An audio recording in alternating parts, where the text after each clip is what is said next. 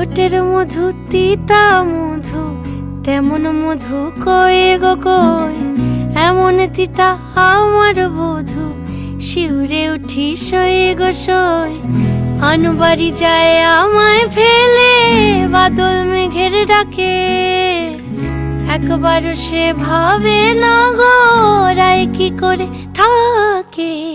কি করে রায়, কি করে রায়, কি করে রায়, কি করে, এই বুঝি যায় পীড়িত ছুটে, সেই ভয়েতে যায় মরে।